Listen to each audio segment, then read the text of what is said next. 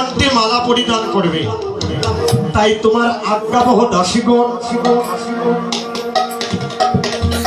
এই শত পতঙ্গের মুন্ড ছেদন করে তোমার কণ্ঠে মালা পরিধান করে দিয়েছিল। আর ওই পতঙ্গগণ তোমাকে অভিসম্পাদ করেছিল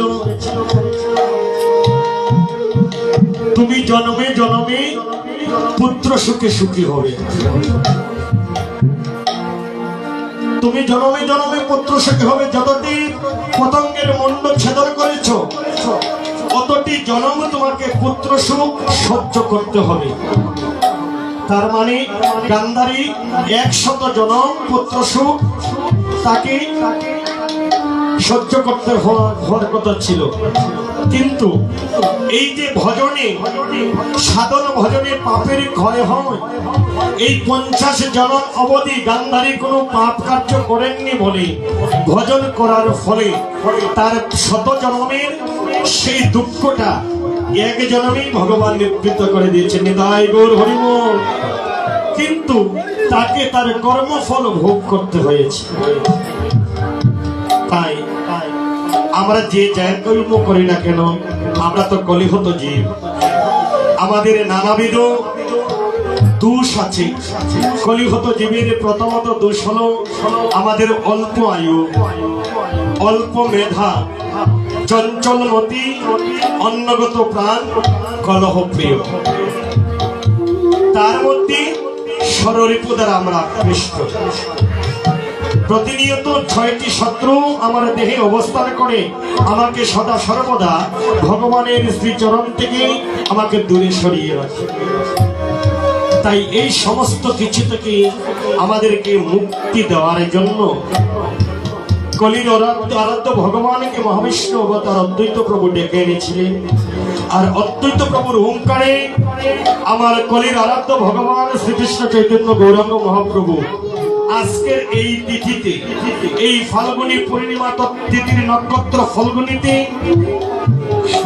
বার ছিল রবিবার, সন্ধ্যাকালীন সময়ে পূর্ণ চন্দ্র গ্রহণের সময় আমার সচিরনন্দন গৌর হরি সেই নারীকুল শিরোমণি সচিরানীর গর্ভসিন্ধু ভেদ করে এই নদিয়ার ভাগ্যাকাশে প্রকটিত হলেন।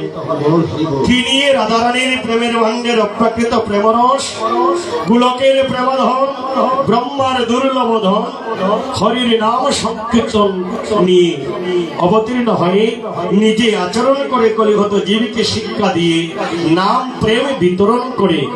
কলিহত জীবকে শুধু নাম প্রেমে বিতরণ নয়, বৃন্দাবনের অপ্রাকৃত লীলা মাধুর্য কথা সাধন করি কলিহত জীবকে এহেন কলির কিতাব থেকে মুক্ত করার জন্য এই হরিনাম যজ্ঞের ব্যবস্থা করলেন। নিতাই গৌর হরি বল।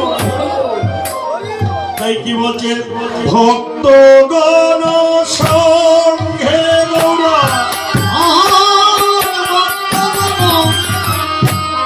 সঙ্গে গৌরা এবার বলেন হরি হরি। ভক্তগণ সঙ্গে গৌরা হরি হরি বলে নদিয়ানা হরি।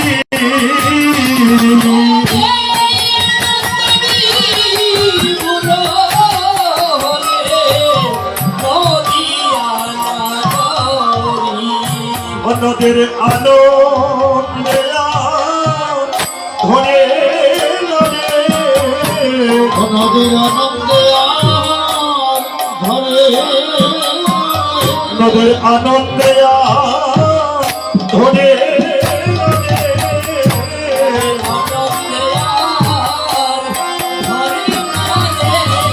আমার গৌর কণ্ঠ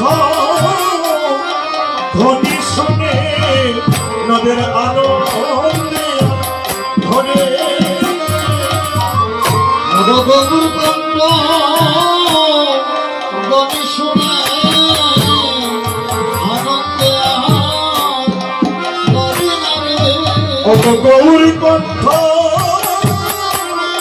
ধ্বনি শুনে তোদের আনন্দে ঘরে ঘরে আনন্দে বিভোর হলেন নদিয়া নাগরী। সচিনন্দন গৌর হরি যখন ভক্তগণ পরিবেষ্টিত হয়ে সপার্ষদ পরিবেষ্টিত হয়ে তার হেমদণ্ড বাহু তুলে হরিবল হরিবল হরিবল হরিবল ধ্বনি করিতে করিতে ওই বেলি অবসান কালে সুরধনী গঙ্গার তীরিতে হরিনাম করিতে করিতে শ্রীবাসঙ্গন থেকে যখন নিজ গৃহে প্রত্যাবর্তন করছে ওই গৌর কণ্ঠ ধ্বনিকানা আমার নদিয়া নাগরিকগণের শ্রবণেন্দ্রিয়ে গিয়ে প্রবেশ করেছে। বাবা, যারা কৃষ্ণ অনুরাগী গৌর অনুরাগী, যারা এহেন গৌর কথা কৃষ্ণ কথা ভালোবাসেন পছন্দ করেন, তাদের কর্ণে যখন এমন হরিনাম সংকীর্তনের ধ্বনি গিয়ে যখন প্রবেশ করে তারা আর কিছুতেই নিজেকে গৃহে ধরে রাখতে পারে না। তারা ওই ধ্বনি যেখান থেকে ভেসে আসে সেই কণ্ঠধ্বনি অনুসরণ করে অনুকরণ করে সেটায় যাওয়ার জন্য তারা পাগল প্রায় হয়ে যায়। তাই নদিয়া নাগরিকগণ ছিলেন গৌর অনুগত প্রাণ। তাই যখন তারা গৌরের কণ্ঠে এমন সুধাময় কণ্ঠে এমন সুললিত কণ্ঠে এমন মধুময় নামের ধ্বনি শুনতে পেরেছে তখন নদিয়া নাগরিকগণের মনে আজ যেন আনন্দের বন্যা প্লাবিত হচ্ছে। তাই বলছেন ভক্তগণ সঙ্গে গৌরা বলে হরি হরি, আনন্দে বিভোর হলেন নদিয়া নাগরী। নদের আনন্দে আর ধরে নারী, আনন্দে বিভোর হয়ে এক নাগরিক অন্য নাগরিককে ডেকে ডেকে বলছে, নাগরিক তুই কি কিছু শুনতে পাচ্ছিস?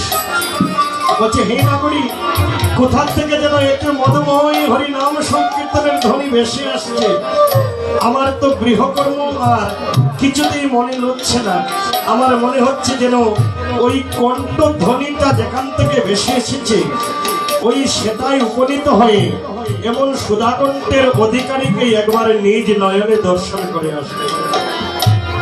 তাই নাগরিকগণ কথোপকথন করছে তো, তাই ওই নাগরিক বলছে, নাগরিক যার কণ্ঠ ধ্বনিকানা এত সুমধুর, যার কণ্ঠ ধ্বনিতে নদিয়াকে যেভাবে আকুল করেছে, না জানি ওই কণ্ঠের অধিকারী তাকে দেখতে কেমন হবে, না জানি যে সে দেখতে কত সুন্দর হবে। তাই বলছি, চলো যাই চলো যাই দেখে আসি,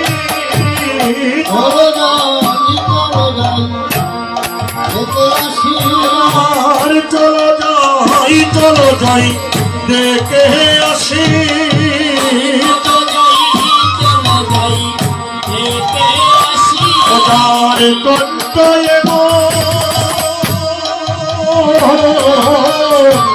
সেবা দেব, চলো যাই দেখে আসি, তার কণ্ঠ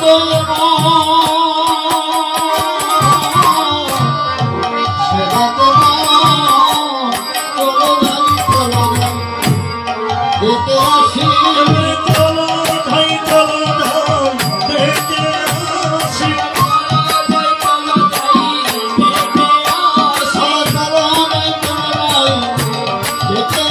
ওদের কণ্ঠ সেবা দেব, চলো যাই দেখে আসি।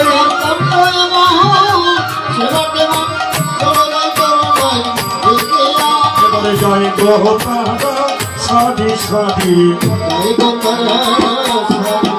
অগৌর কণ্ঠ অনুসারী, জয় গ্রহ তারা সাধি সাধি,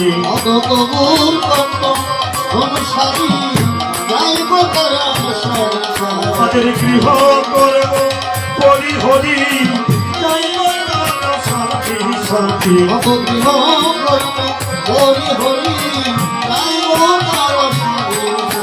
জয় গ্রহ তারা সারি সারি,